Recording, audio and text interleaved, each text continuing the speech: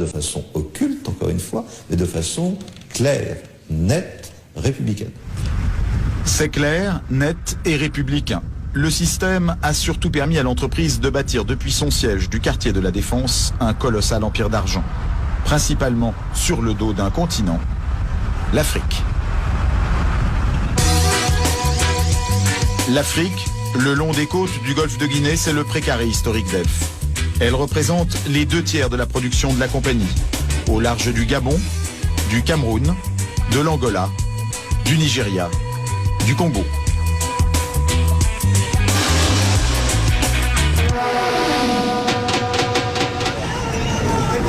Une des pièces maîtresses d'Elf, c'est le Congo, capitale Brazzaville. Malgré ses 14 millions de tonnes de pétrole produits chaque année, le pays est mal géré depuis 30 ans. Mais Elf a su gagner énormément d'argent grâce à toutes sortes d'opérations. Ça commence sur les puits de pétrole eux-mêmes. Les installations industrielles sont à 600 km de Brazzaville, près de la ville de Pointe-Noire, au bout d'une des rares routes bien goudronnées du pays. On a suivi les panneaux, il faut prendre à droite. C'est indiqué. Voilà le terminal pétrolier de Djeno. C'est ici que transite le pétrole, extrait par Elf, pour son compte et celui du pays. Les puits sont en mer. Au bout d'un chemin, il n'y a rien à voir, si ce n'est quelques tuyaux qui s'enfoncent dans l'océan, derrière une grille. Problème, à partir de cette grille, fini le Congo, tout est contrôlé par Elf, dans le plus grand secret. C'est ce qu'affirme l'ancien président de la République, Pascal Lissouba. Selon lui, le Congo ne savait même pas combien de pétrole était extrait de son sous-sol. Nous ne savions rien de ce qui se passe et nous n'avons même pas la quantité du pétrole qui sortait de notre pays. Nous ne la connaissions pas. Vous voulez dire que les autorités congolaises ne la connaissaient pas. Ne connaissaient pas la quantité de pétrole extraite de leur sol? Par quel moyen?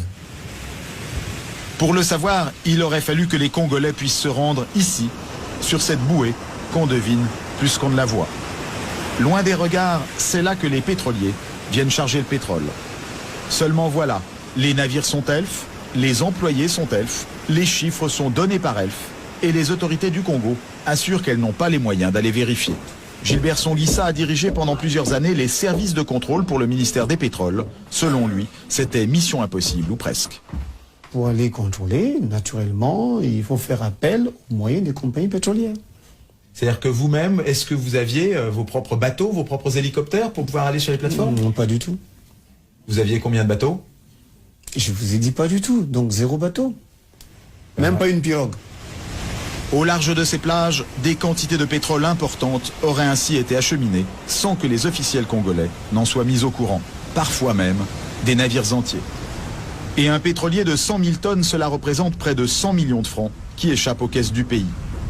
On appelle ça une cargaison fantôme. Interrogé sur la question, Loïc Le Floch-Prigent ne dément pas qu'il y en ait eu. Il y a des cargaisons qui sont produites et qui n'ont jamais été officiellement.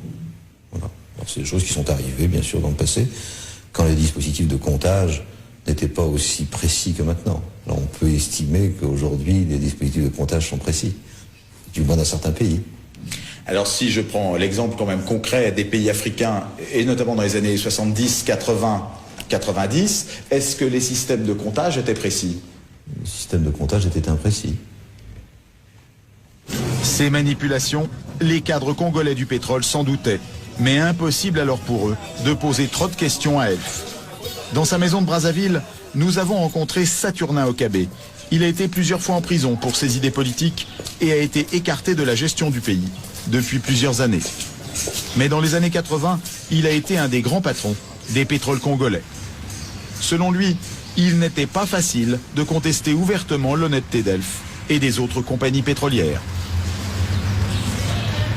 C'était toujours dangereux de vouloir donner l'impression qu'on n'a pas confiance à tel ou tel opérateur économique. Ça, je dois aussi vous le dire. C'était dangereux. Dangereux pour la personne qui était là. Parce que c'est quand même l'affaire pétrolière, et il faut le dire, est quand même une affaire de gros sous. Pour avoir mis son nez dans cette affaire de gros sous, Il raconte avoir été tout simplement viré de son poste, un des plus importants du pays, en 1991, du jour au lendemain. C'est quelqu'un qui m'est très confiant, qui m'a dit, écoute, demain matin ne viens pas au bureau. Ah bon? Demain matin, je ne suis pas parti au bureau, mes portes étaient fermées, clouées. Mais selon plusieurs responsables congolais, Elf aurait fait plus que cacher des quantités de pétrole. Jusqu'au milieu des années 90, la compagnie aurait menti au pays sur la vraie valeur de ces barils de brut. Pendant longtemps, on nous a fait croire que notre brut n'était pas d'une bonne qualité. Tous les pétroles produits à travers le monde ne sont pas de la même qualité, donc de la même valeur. Pour le pétrole produit au large du Congo, comme c'est Elf qui le commercialisait sur le marché mondial, ces calculs se faisaient dans les locaux de la compagnie, à Paris. Des calculs très défavorables aux Africains, qui permettaient à Elf d'acheter le pétrole brut moins cher, après ce qu'on appelle une décote. Près des Champs-Élysées, nous avons retrouvé Mugunga Ngila, ministre des Finances congolais en exil. Lorsqu'il est arrivé au pouvoir, en 1993, il a été un des premiers à dénoncer cette décote. Quand nous sommes arrivés, la décote était extrêmement lourde. Elle était Combien? 5 $ à peu près. En tout cas, régulièrement. 5 $ sur quoi? Par baril. Alors, le pétrole congolais valait-il vraiment 3, 4, 5 $ de moins par baril que le prix mondial, comme Elf le payait à l'État congolais de l'époque?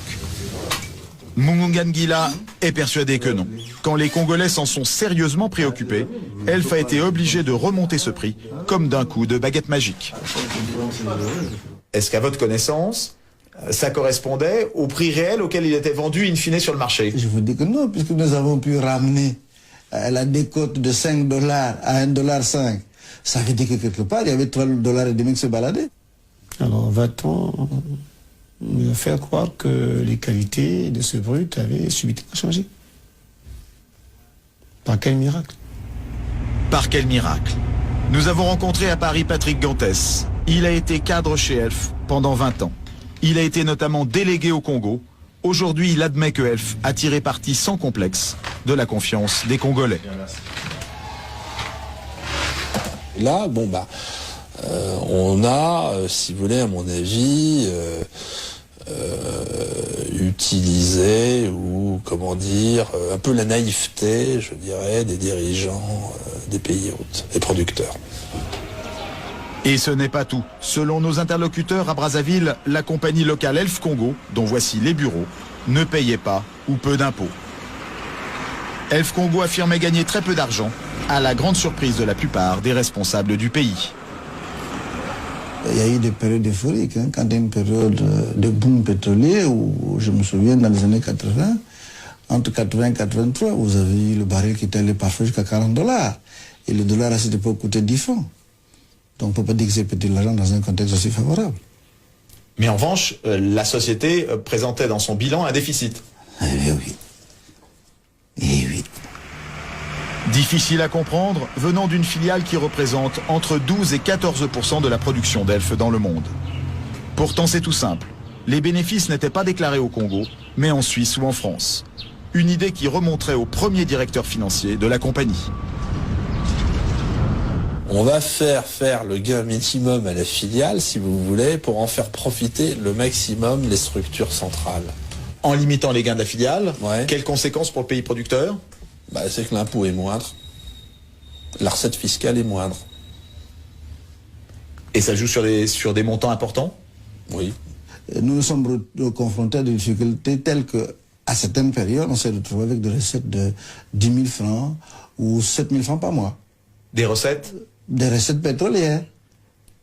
10 000 francs de recettes pétrolières? 10 000 francs français de recettes pétrolières ou 7 000 francs. Au pire, on a eu 7 000 francs français de recettes pétrolières mensuelles.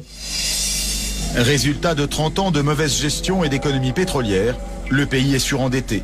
Aucun banquier ne veut lui prêter, alors c'est Elf qui va lui servir de banquier. Au Congo, par exemple, la compagnie a prêté sur 3 ans entre 92 et 95 plus de 4 milliards de francs, à des taux très élevés. Entre Congo, Gabon et Cameroun, ces préfinancements auraient rapporté beaucoup d'argent à la compagnie. Est-ce qu'on peut estimer combien rapportaient ces préfinancements à la compagnie ou quelle part de ses profits ont pu représenter? Moi je dirais au bas mot 4-5 milliards. Une chose est sûre.